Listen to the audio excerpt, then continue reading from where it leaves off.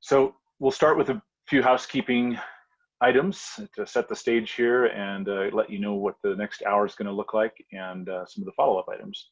So as we described in the invitation, the RSVP that you submitted, this is focused on Defender, Microsoft Defender ATP. We're going to do a deep dive into how Thycotic made the selection to move to Defender ATP, and also the Red Canary partnership there and what that looks like. So this is for you guys. We want an interactive discussion. We want to answer as many questions as we can. This is meant for a smaller group, and so the chat will be open, and we'll have folks looking at that and watching the chat window. So we'd love to share insights love for you to hear insights from Terence on someone who's been there and done it. So we record everything. We always get that question. This one will be recorded as well. We'll send the link out to that as a follow-up, and we'll drop some resources in the chat as we go along. A few items there that will point you to more information. We also will follow up with an email with the recording, and then we do have a free T-shirt offer as part of the survey there. So if you fill out the survey, you get a free T-shirt. It's part of kind of the thank you there for giving us your feedback. We really do want to hear ways to make this better, things that you want to hear, topics you may be interested in even. So please look for that, and then of course we'll get a T-shirt out to you after. So let's jump in. Myself, I'm the general manager of the Red Canary plus MTP division here.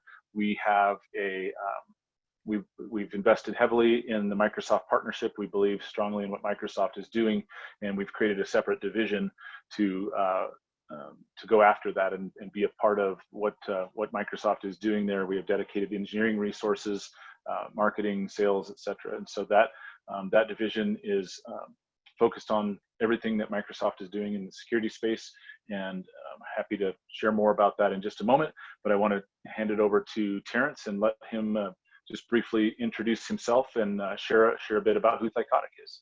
Terence. Thank you, Cordell. My name is Terence Jackson, and I am the Chief Information Security and Privacy Officer for Thycotic. Thycotic is a privileged access management company. We have solutions that protect companies from malware or privilege abuse from either the endpoint to your CI/CD pipelines, cloud access. So we're all about securing privileged access, whether that be on the endpoint, vaulting technologies, or in your DevOps supply chain. That's what we do. Our products are delivered primarily via SaaS, but customers can also deploy them on-prem. There's full feature parity between the two. So that's Thycotic, privileged access. Great. Thanks, Terence. Looking forward to hearing more from you in just a moment. But before we get started, we'd love to do a poll to get things rolling. So we look forward to kind of hearing your thoughts and feedback from the audience. So if you see the pop-up there in your Zoom window, it should pop up with the poll questions. You see two questions there, so we'll take just a moment as the results roll in. This will help guide us not only in the answers and things that we describe, but also just in the presentation what we talk about. So the first one there, how familiar are you with MDR as a concept, as an offering, and then what is your comfort level with Microsoft Defender? So take just a moment longer and allow folks to answer the question. Great. Wow, these real-time results are great. Okay.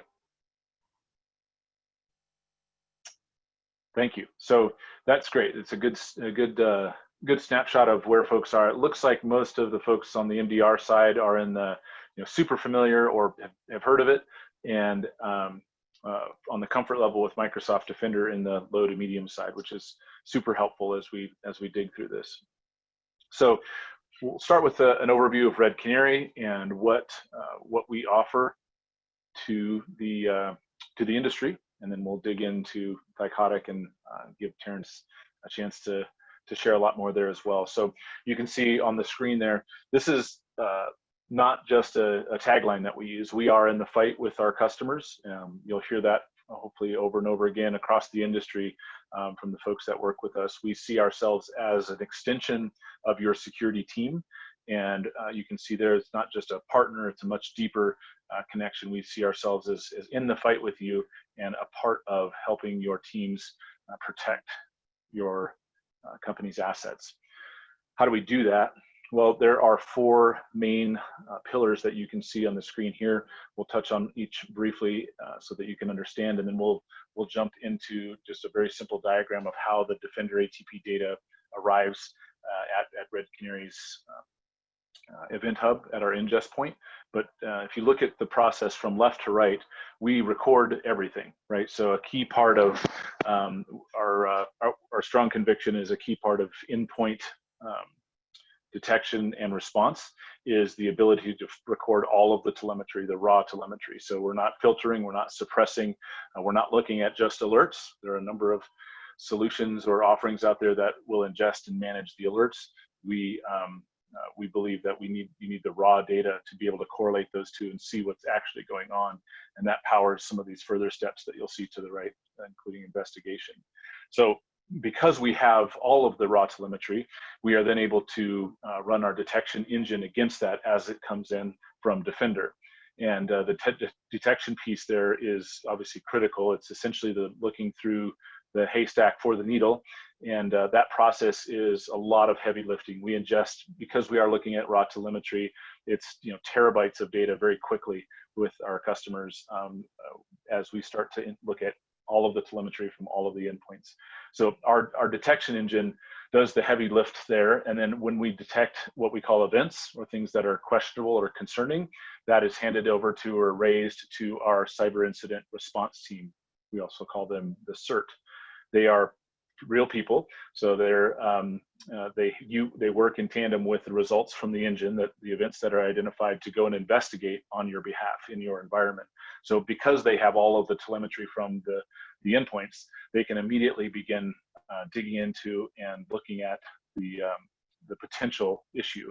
In many cases, they are validating, or the end result is false positive, and that's obviously a huge benefit to our customers because you're not having to hear the noise.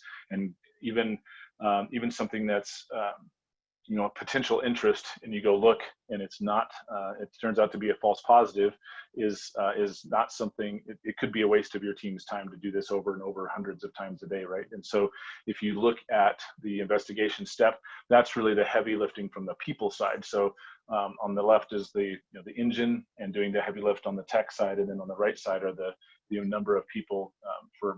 For most teams, it's unrealistic to go out and fully staff a 24/7 weekends and 365 days a year team, and that's what we bring to the table. We have the front lines covered for you, and then we allow our customers, we hear over and over again, Red Canary allows them to sleep at night and have weekends, right? The ability to do that. I see Terence smiling there. So the investigation step is really what we use the detection engineers as part of the cyber incident response team. We have if a detection were to be surfaced, the detection engineer double verifies that. So we have another detection engineer that looks at it, makes sure that yes, this is something that needs to be passed along to the customer. And so then we move into the act stage. Our customers, as many across the industry, they validate the statement that alert fatigue is alive and well, right? So there are many systems out there that generate alerts. We generate confirmed detections, right? Something that comes from Red Canary, our customers have learned it's not a noisy system that you're going to have to suppress and tune just like the data that's coming in. We actually take the time to fully investigate and provide a timeline back to our customers if something is happening. And so when something red comes in from Red Canary, it's let's move on it now, right? No time to waste. And so because of that, we also provide an incident handler. You can see there the incident response and the handling bucket. So you have an assigned incident handler that is watching your account as well. And so when something surfaces, if the severity level warrants, you'll have an incident handler that walks you through and helps you as part of that. And of course, then the automation step as well. So the act is both our teams jumping into action to support you, and the automation steps that you can trigger back into your environment. So from a from an overview perspective, that's a good snapshot as what you see from Red Canary. And if we're looking here, how does that happen, right? So the far left, if you recall, was the record component. Today, your Defender endpoints, if you've deployed Defender, if you haven't, this is what it would look like in a deployed environment. Your endpoints are sending data to the Microsoft cloud. The Defender ATP SaaS offering, if you will, resides in their cloud, and the data from all of those endpoints is sent up to the console there, essentially stored in Azure on the back end of that, and that is the offering that you use today when you log into Security Center. The console and everything is provided by the Microsoft Cloud. And the reason I highlight that is that when we ingest the data from your Defender instance, we simply create an event hub in the Microsoft Cloud as well. So this is a cloud-to-cloud data transfer. You create a data export in Defender ATP, and you give it the event hub that we've assigned for you, and immediately data begins flowing, and our engine begins processing that data. And within minutes, our analysts will start seeing events that are raised by the engine. We'll start investigating those, and the process is underway.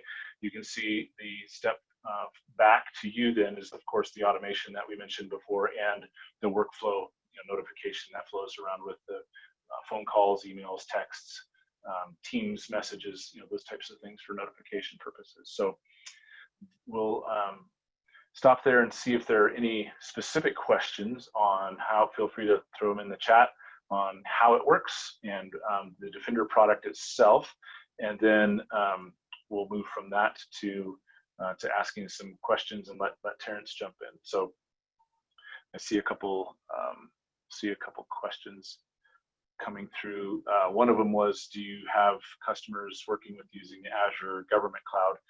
The answer is no. Today we don't have customers doing that. And another question was, what is the average cost to organizations? So the way that Microsoft has structured the offering is for 30 days there is no cost for storage. So you have the ability to send all of your telemetry up, and it's available in what they call advanced hunting. You can look through all of the data, and we'll talk more about what our teams do and what our software does to use the advanced hunting API to go do retroactive hunting for you as well, if we want to dive into that side of things. But outside of the 30-day window, I know there are add-on components. I can't speak to the exact cost of that. You would need to talk to your representative. So thanks for the questions there, and of course we can continue to collect them as we go and address them throughout. So Microsoft, the Defender ATP and Red Canary journey has been a long one and a very fruitful one, actually. Several years back, the Microsoft team reached out to Red Canary because of our the reputation in the industry and the ability that we have to collect telemetry from multiple different partners, and we began working together on what this could look like, kind of the industry leading, building the best of the best, and what that would look like. And over the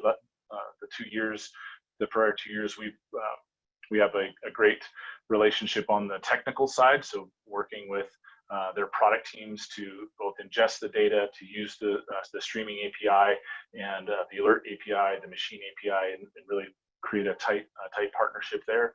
And then we still meet on a regular basis with those teams. And you can see here in the flow, what's not explicitly highlighted is the fact that we are ingesting all of their alerts. So all of the alerts in your Defender console, we pull those, investigate those, and then we actually close them back with a status.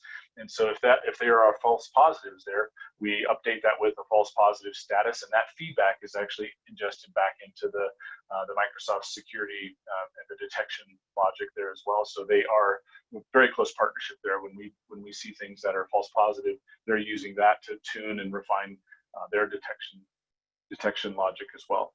And happy to go deeper with any of you as a follow-on even to this webinar if you have much deeper questions on the relationship and kind of how the integration works from a technical perspective. Happy to do that or happy to jump into that as well. So let's move now to the Thycotic components, and Terence is well versed in the Defender ATP and the Microsoft ecosystem, so he'll be able to answer a number of these questions as well. But Terence, why don't we start just giving a kind of a lay of the land? What did Thycotic have in place, and what were your teams dealing with? And then we can kind of talk about the next step after that. This is Sure. kind of before Defender and Red Canary. Sure, no problem. So I've been at Thycotic probably now for around 2 years, and when I landed there, we had Bitdefender was the tool of choice on the endpoint systems, and we looked at a couple of other EDR type solutions, the Silences, the Sentinel ones, but we also are a pretty strong Microsoft partner. So all of our endpoints were Windows 10. So it just made sense for us to take a deeper look at Defender because, I guess the way that I approached it is no installable agent is going to get better information than, what Microsoft is going to send you. So we started our POC, and I had my application security guys throw everything they could at it. And it caught everything that we threw at it. It caught, and that's when we started identifying gaps in some of the other products. And as anybody on this call knows that's dealt with endpoints and endpoint security for any amount of time, they are typically very chatty, resource intense, and all your users typically start complaining when those scans kick off. Even though you configure them not to, but they inevitably kick off at the wrong time and wrong point during the day. And when we rolled out Defender to our pilot group, we didn't have any of those resource issues. And then the reporting back into the actual Defender console, we were very impressed with, and the decision was made pretty early on that was the way we were going to go.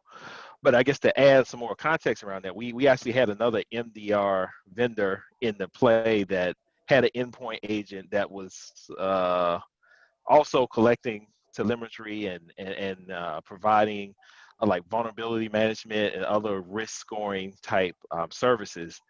But we ended up doing a lot more management of that solution and care and feeding.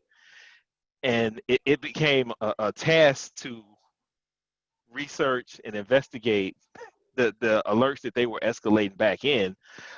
About 75-80% of those turned out to be false positives, and we didn't have a really good way to tune that particular system, even though we would update the vendor and let them know to whitelist this, so to speak, put it on an allow list or deny list. It just never really materialized. So by switching to Defender, we actually gained some of the visibility that other vendor was providing as far as the pulling in the vulnerabilities on the endpoints, and we got much better detail, much more granularity.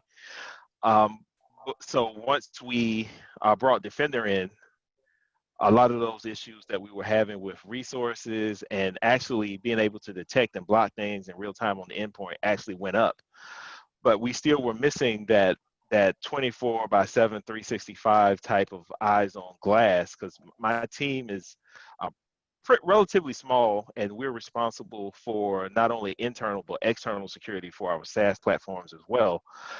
So that's when I went on the hunt to find another MDR, EDR type solution that could help us in this journey. And we landed with Red Canary. And once we, the onboarding, I can say, was literally, it took us like 5-10 minutes maybe to get everything set up and start streaming events to the event hub. And it's been a great partnership so far.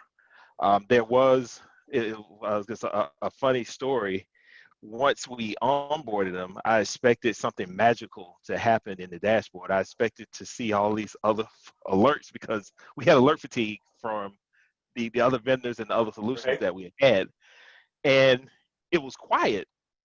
And I reached out a couple of times, was like, "Hey, you guys sure this thing is working? Are we good?" And it wasn't. When I popped into the actual console, the Red Canary console, I would see what their team was doing, and probably about 60-75% of the alerts or events that they were looking at were false positive, and they never hit us. So that's why it was actually so quiet. And we're actually to the point now. I think we've been deployed around 7 months. That the Red Canary team is the primary incident handler for our endpoint alerts. We do have some automation set up and some triggers, so certain things do get escalated back to my team, but I would say probably around 90-95% of the endpoint detections and alerts are handled and resolved by the Red Canary team. So that trust factor is there. I look at them That's as great. an extension of my internal team, and it's been a very beneficial partnership so far, because now my team can focus on other things that are equally as important. But during this COVID-19 pandemic, when everybody went remote, back in March, we were super prepared for having everybody to be remote and being at home. And Red Canary, watching over those endpoints was definitely a blessing that we didn't know we would need in the capacity that we need them now going through this pandemic. So it's definitely been a beneficial relationship. That's great. That's great to hear, Terence. You covered a lot of ground there. Thank you.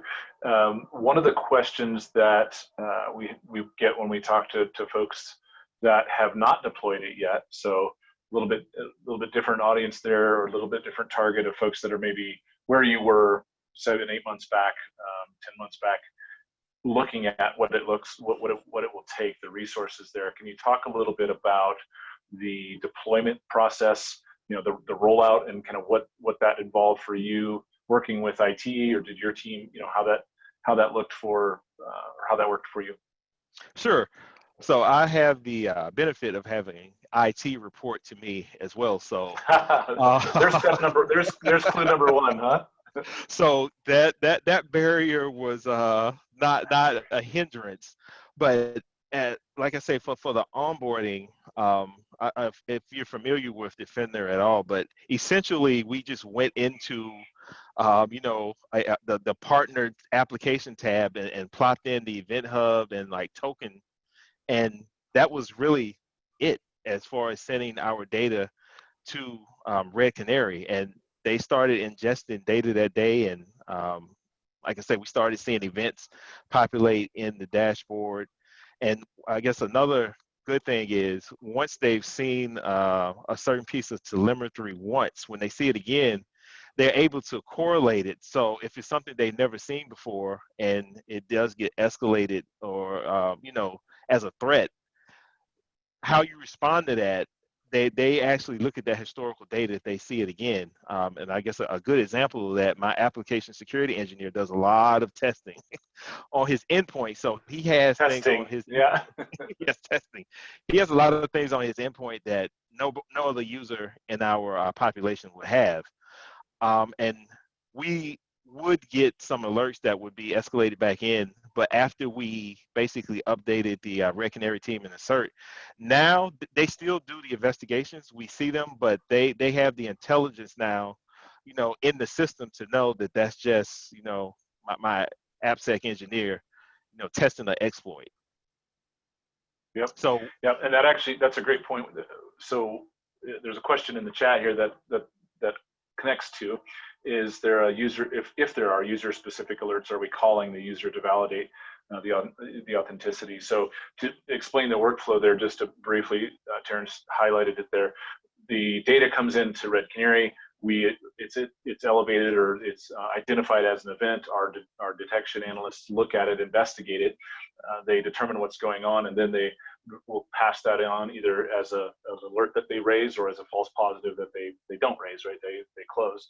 If there's a specific user that's connected to that within the Red Canary portal, you can go in and let our teams know, this is acceptable. We're not going to, we're not going to remediate this for the purpose of, and you can describe, maybe it's a machine, a group of machines, a group of users, a number of different ways that you could identify that. So what Terence is describing is basically the knowledge about your specific environment that Red Canary is able to glean. So, over the 30, 60, 90 days at the beginning there, we're in learn mode when it comes to your environment, paying very close attention to any of the rules and maybe whitelisting or things that we need to do. So Terence described, I think, in this situation, described it well, that was a known machine, and the offender wasn't actually breaking the rules. It was part of his job to go and test things. So we don't, as Red Canary as the service, we don't directly connect or contact any of your users. That would be something that Terence and his team would be able to do. And obviously the same for you, right? We raise the issue,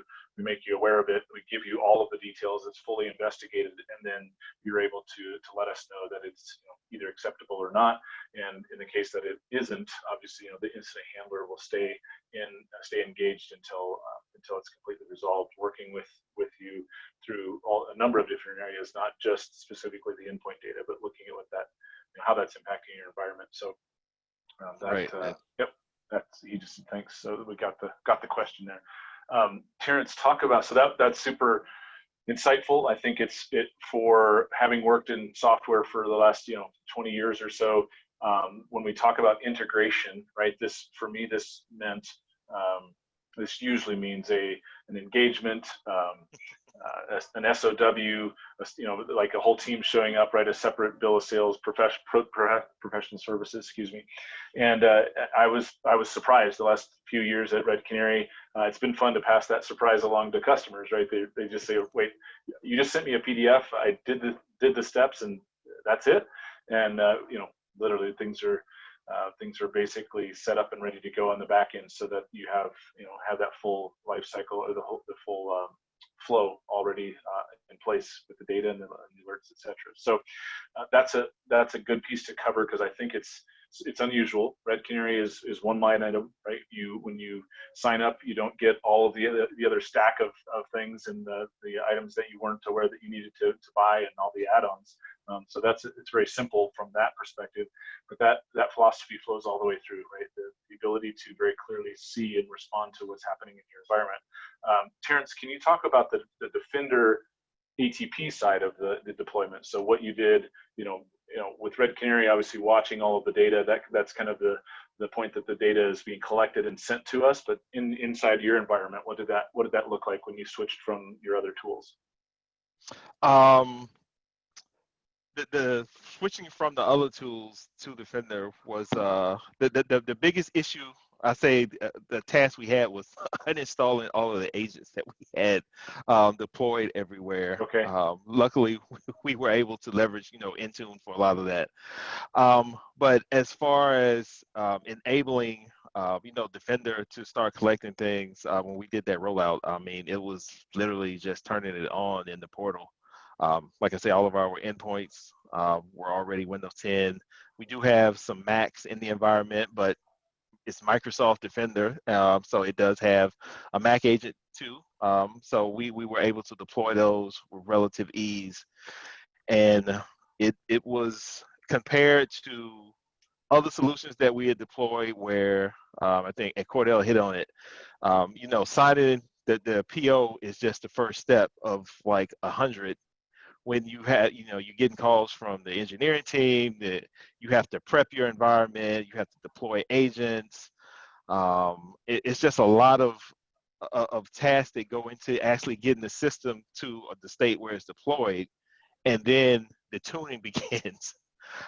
And for any endpoint tool, at least that we had used up until that point, that's where a lot of the friction would begin for I refer to our end users as our internal customers. And if we're not enabling the business to do what the business should be doing, is, turning a profit in and actually, being productive, we're actually becoming a problem. And with Defender, we didn't have that. And I guess one thing also, when we added Red Canary, I know some people may have a question that they haven't asked. It's like, so if we have Defender, that's basically an EDR solution, that's doing, a lot of the heavy lifting, what additional value does Red Canary add? And the quick answer is no matter how much technology you have, you can't ever really replace, at this point, good human intelligence, eyes on glass. And Red Canaries, what they're doing in the background, actually sometimes will pick up things that Defender, I won't say omits, but it's not interesting to Defender, so to speak. But they have their guys and their team in the background that are looking at all of the raw data in a large context, so they know what's coming in and affecting all of the endpoints. So if they see certain things that are, indicators of compromise, I'll call them, that are affecting certain endpoints in random ways, that's something that, EDR solution on the surface may not catch, because it's not necessarily correlatable. So they are Yeah, so able you're to saying actually that, correlate. yeah, you're Go saying ahead. the context, I guess the additional context there is key, or is Yep, helpful. absolutely, absolutely, it's helpful. And just again, like, I sleep well at night, not getting, a lot of false positives, or escalations coming through for, remediation or other things like that. So it's been a very, like I say, seamless process, almost to the point, like I said initially, that I was a little, stressed from the lack of alerts that weren't being generated. But it's just been, phenomenal. So That's far, so great. good. That's great. That's good to hear. And for the attendees that are considering asking questions, just go ahead and drop them in the chat as we go along here. It's best to kind of capture those as we go. We'll try to answer some as we go as well, and then we'll set aside some time at the end. If we have enough questions, we'll dedicate to the Q&A, kind of tackling those. So feel free to just let them fly, and we'll capture them as we go. We have folks looking at that. So Terence, one of the things that I would kind of highlight about Defender, about the Microsoft Defender ATP solution. It's maybe not exactly accurate, but the way I like to describe it is kind of a left brain, right brain type of a tool, right? As a full endpoint protection EPP solution, if you will. It's got the AV, antivirus, kind of the next gen antivirus side, and then the EDR side. We'll spend and have spent most of the time today talking about the EDR component, but it's a close cousin, and it's a powerful tool, I guess, the AV side of things. And can you take a moment just to share any learnings that you have there, or one of the couple of the questions asked about some of the ASR settings, the attack surface reduction settings, or exploit guard, or any other components there? Are you using any of those on the AV side of the house, and the way that you have set that up, and maybe other tools that you have that you no longer need because the AV side is there? We do have the attack surface reduction rules in place. We actually deployed those in an audit fashion, which suggested first, so you don't restrict things that actually Don't blow need it. stuff up. You don't blow stuff up. And Microsoft has done a very good job of making suggestions once you've done you had that baking for a while, so to speak. So we enabled the ones that were applicable to our environment, that were not very obtrusive. One of the things that we also used in it, we have web filtering enabled, so that has actually also been, allowed us to actually, disengage with some other vendors that had another endpoint agent. So I guess one of the big takeaways, and I just can't say it enough about this solution, is we didn't have to install any agents, Yeah. which is, I've been in, environments where security has put 4, 5, 6 agents just for Yep. just for the security team, not the IT team. The security team has to. So that is one of the biggest benefits that we've seen, and that also from another advantage. It can't be uninstalled because there was nothing to install. It's there, and just the amount of visibility that it gets, and being able to pull in vulnerabilities not only with from Windows 10 but from third parties, and making suggestions on how you can reduce your attack surface. What are the top 5 things you can do to reduce your attack surface? What are the top 4 or 5 applications that you need to deploy patches for? What are the CVE scores for things that are running on the endpoint? And again, we get that without deploying agents. So that's just been one of the biggest benefits of having Defender in place, and then just pairing that with Red Canary services has almost it was the I think back in the day it was a TV telemercial or infomercial with the Ronco machine, the set it and forget it type scenario. This has really been a set it and almost forget it type relationship. Obviously, there are things that still come in that my team internally has to tackle, but we've reduced our endpoint fatigue and workloads 85, 90% with the combination of Defender and Red Canary. That's great. That's great. So I think we've heard a bit about the kind of the selection, the decision that was made there, the rollout process, the integration process. What does that what does it look like today? You've alluded to it a couple times there, but what is you called it the care and feeding of the systems previously, right? Like what it took on some of those other platforms that you were using. Any additional thoughts you can share on what does that look like today, whether it's specifically Defender ATP or the Red Canary service as part of that as well? What does the care and feeding look like, and to what extent does that need to happen today? The care and feed is, I guess that'll be probably contingent upon how many automate or triggers or workflows that you set up. That the Red Canary is highly configurable. So we do have playbooks set up that have certain triggers to kick off those workflows. My team usually starts their investigations in the Red Canary portal, and then if looking at the events that they've detected, if there's a detection, we can pivot directly into the Defender portal from the Red Canary portal.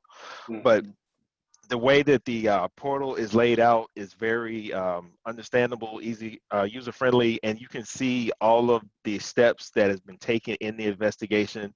So that actually helps with root cause analysis for things and timelines. And if you want to drill into that level of detail, it's in the portal in a very user-friendly manner. I spend a lot of time in the reports. I do a lot of reporting on metrics and things to my executive team and to the board. So the reports are very beneficial as well. But there also is an API. So going back to the integration, we also use Azure Sentinel. So getting that data and manipulating it and having other systems connected to do things such as isolation, which is one of the features of Defender. You can actually isolate a machine if you can actually trigger that as a workflow if a certain detection happens and it's a high value asset, and you don't want any inbound or outgoing communications happening. You can actually have that as a workflow built in and have that machine isolated pending further investigation. So that there's a lot of things that you can do. It just kind of depends on your particular environment, and but we've gotten to a certain trust level with Red Canary that like I said, they are our probably I would say first and second tier of endpoint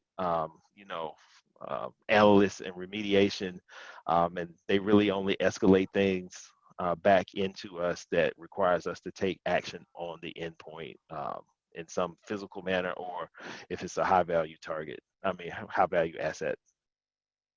So Yep. care and feeding has been very minimal in comparison to um, the other systems that we've all used. There, obviously, it's no signatures to download, no agents to update, no. Um, it's lightweight. It's been a thing of beauty. Yeah, I think in the past, as we've talked about this, you've used the term easy button. Easy button. It is. It is definitely the easy button. Because endpoint security is one of those things where it's necessary. It's basic cybersecurity hygiene, but a lot of solutions generate a lot of false positives, which makes it difficult because you're trying to weed through and do investigations and actually validate or invalidate the alert. And a small team can spend an entire day just investigating endpoint alerts, especially, again, back to the environment that we're in. Everybody is working from home. People are, untrusted networks. People are doing things they really shouldn't be doing with their work computers at home. So that, they just alert fatigue. Yeah. No, that's true. And if you looked at the kind of the automation options or the notification options, which one, just more of a practical question, do you guys do alerts, or do you receive notifications, phone call, email, texts, Teams? Like how do you guys? We have it What's your tied in. workflow? What's your workflow there? Yeah. We have the escalations or detections tied into our ticketing system. So in any event that Red Canary deems is a detection that they've actually triggered an alert for, it goes into our ticketing system. And that's where our internal investigation will go. I also have those tied into a Slack channel because I don't live in our ticketing system, but I like the visibility of knowing when Red Canaries actually flag something as a detection, because we can be pretty sure that that's something we need to look at. You bet. That's great. So one of the other questions here, how do you perceive, I guess from where you sit, how does Red Canary help with kind of filtering the noise from an EDR system or from the underlying system? Maybe kind of where you were before and where you were today. You've talked to that a little bit, but this question was specifically around how how does Red Canary assist, and how, from your perspective as the customer, with filtering that noise out from the EDR? Okay, so on average, pick any solution that we had before. It was a Bitdefender, Silence. So, we probably were averaging around, I would say, 50 to 60 alerts from endpoints a day. Now we may get one a week on average. So all of the noise they've absolutely filtered out, but that just also goes to show of the false positives that were being generated that couldn't, we just didn't have adequate resources to investigate and close those out, or tune the system to weed those out, which Red Canary handles all of that for us now. So yeah, it's again, I can't say enough good things. That's great. That's good to hear. Lee was asking, just for context, I think, and if you're comfortable answering, how many endpoints ballpark? We have around 1,300 endpoints total. Right now, we have around 500 that Red Canary is actually looking at that daily. So the 500 they're looking at are all of our employees' devices. You bet. Yep. Thank you. Another question here from, let's see, from Danny, asks about Red Canary. Do we give warranties on the security service? So we don't provide any explicit warranty or written warranty beyond our MSA. So the agreement with you, that obviously ensures what we provide is clearly explained, kind of where we what we deliver, what we don't, kind of draws the lines there. And as anything, Terence, feel free to add if you found anything to be different. But the goal is that that's super explicit and not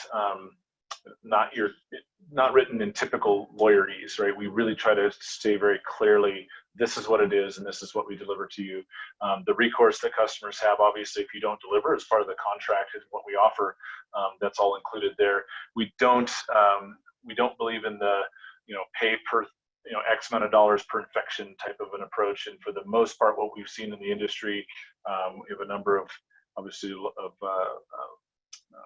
veteran security folks on staff, and in the past have found that those typically don't pay out, right? In the end, there's too much fine print, there's too much red tape, and the ability that you have to actually go go and sort through that and actually collect on those is pretty close to none. So we try to take a different approach, right? We're partnering with you and we're talking with you. We are super transparent. Terence, you can testify to that. Things Yes. that we miss or that we need to improve on, we'll come right out and say it and let you know what needs to be improved. And then of course, inside of the if we were able to give you a demo, if you're interested later, you'll see in the portal, we're continuously updating our detectors and explicitly showing you those by listing them on the screen. You can see those. You can also go and look at the detection logic itself. So it's not a black box. You have the ability to click down into all of the detectors themselves, and they are mapped to MITRE as well. I know there was a question about that in one of the RSVPs. And so our solution is fully mapped to the MITRE framework. We partner closely with them. We love MITRE and the value that it brings. And so we not only map our detectors to give you a feel for what we cover and what certain ones that we don't. Some of them we can't because they're more connected to physical security or things that you can't detect through telemetry. But for the most part, the ability that we have to cover the MITRE framework is very broad. And then we'll also do a heat map in your environment, so you can see where threats are coming over the, let's say the past year as well. So just to give a little more context on what that looks like. So thanks for that. Thanks for that question, Danny. And then if we were to kind of look at testing alerts, Terence, have you done much around that? I know that we have some ways to, I'll start and then you can talk about any of the testing that you've done. I know you did a lot early on. We offer ways to test the full end-to-end. And so there are, in fact, it's out there on our website. And for those that aren't aware, the Atomic Red Team open source project is a Red Canary sponsored open source project that allows you to essentially put all of the tests in place to ensure that the detections are happening and to let you know when they aren't. And so the ATR, the Atomic Red Team, feel free to Google that. It'll pop up and you'll see that it's not a Red Canary product. It's actually an open source offering that we support and sponsor, but that allows you to do some of that. And then we also give you the capability to, one click, create something on the endpoint that should be detected, and it'll run it through, ensure that it is detected and that you get notified on it. So we have a way to do that very easily. Terence, I know from a testing perspective on the detection side, you've done some things there. So anything you want to share? Oh yeah, during the initial deployment phase, I had my application security engineer do some things, and he was actually pretty impressed that they actually were detected because we had bypassed Defender detections, but Red Canary had actually picked up on it. From the inception. They had a full event timeline of what happened, and yeah, so we did a more I guess internal manual pen test against the solution to see if they were going to pick up on those techniques and tactics that we were using, but they did. That's great. That's great. So we have a couple other questions. Oh yeah, so the Red Canary team dropped the Atomic Red Team links in there. We do have we call it Atomic Friday, and that's just a weekly get together and talk about what the team's doing and some of the new things that they're detecting, and what the community is doing that as well. We had a question from Danny around the ATP and Defender implementation. So today, and making sure you're taking advantage of the E5 license. So it's a great question. Today, the Microsoft support is primary on the deployment and the implementation of ATP. We obviously have product experts on staff that we're more than happy to kind of help you configure and set things up. But as far as the initial, the licensing, the installation, and the support of that process, we don't today. We just simply don't have a professional services branch that that would come in and do a full deployment like some of the other Microsoft partners. So we advise, we help along the way. If you hit issues, we can go back to the to the Microsoft development teams and things like that. So I think it may help to kind of give a little bit of context into what we see in the because we're seeing the raw telemetry and all of the alerts from Defender, and maybe just a quick use case or a quick scenario that happened earlier this quarter. The Microsoft Office 365, you can route some of those alerts through Defender, and we saw a number of customers were getting significantly hammered, if you will, buried by some of the alerts coming out of the Office ATP side. And again, not connected directly into the O365 component, but the fact that the alerts were coming from an endpoint perspective, coming through Defender, we were able to dive in and troubleshoot and help customers. We had probably 4 or 5 customers that had spent a good half day to a day digging into these because they were pretty severe alerts.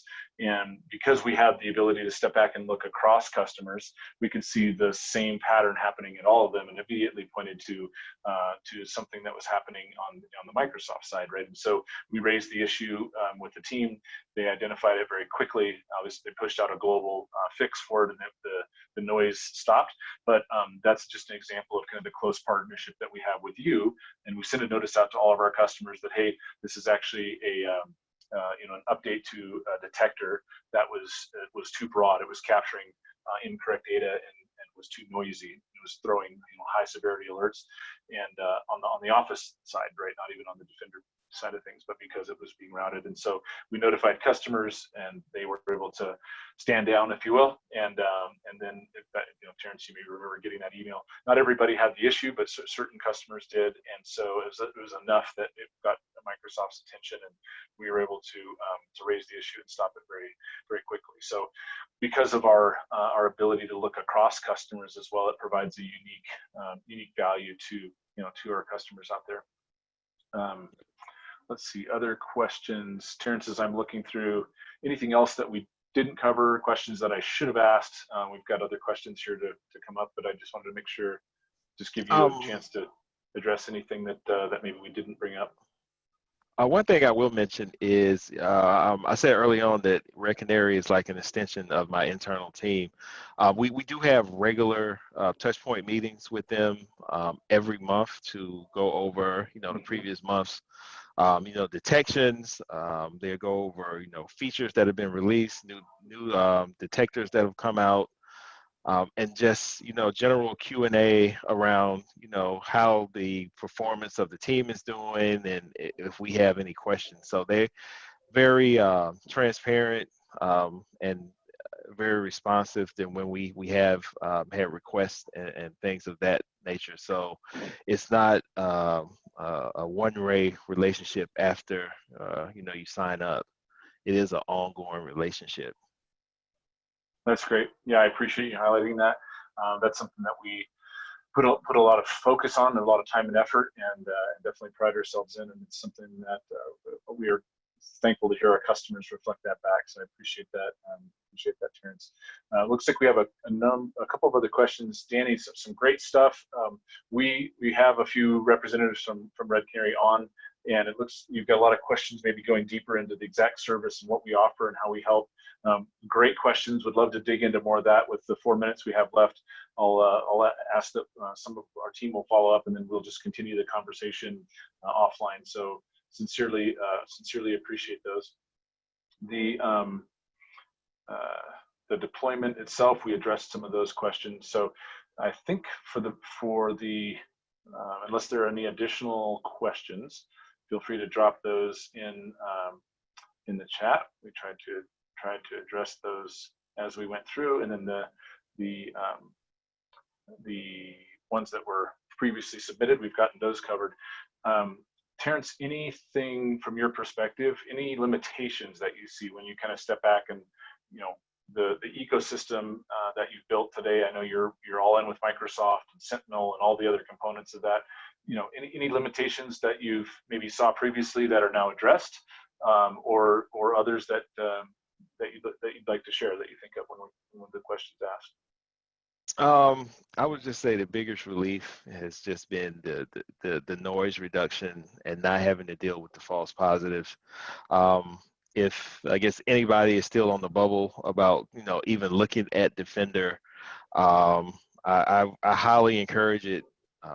Even if you look into if you're an analyst report reader, Forrester and Gartner, Defender is the Magic Quadrant leader in EDR solutions. So they've done a great job, and Red Canary's done a great job as well, complementing what they've built. And it's just if you're tired of the alert fatigue and tuning and updates and resource utilization, I just encourage you to take a look at Defender, because it's not only do I sleep better at night, but it's just my team sleeps better because they don't really have to worry about those alerts coming in overnight as well, because now we have true 24/7 365 laser focused on the endpoints, which is a huge value add. That's great. That's great to hear. I know we put a lot of time and effort, as I mentioned, into ensuring that the marketing or the tagline I used at the beginning isn't just marketing, right? That we're an extension of your team. We are hands-on with you, and we're literally in the fight shoulder to shoulder. We talked briefly about the incident handler that's assigned. Thankfully, we've not had to leverage that service fully as far as an incident specific. But for those that are listening as well and kind of exploring Red Canary, what does that mean? Your incident handler is there for whatever you need on the security front. If you have questions, architecture questions, Terence has done an amazing job internally.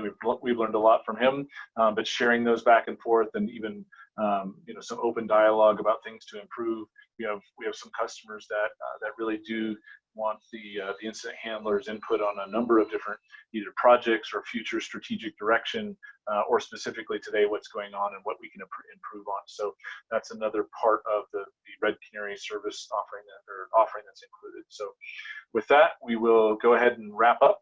Appreciate the time. Thank you for registering. Look for the survey. Terence, can't thank you enough for jumping on. I know it's late in the day on the East Coast there, so thanks for no problem. This Appreciate hour. the invite. You bet. And look for the follow-up, folks. Thanks for joining.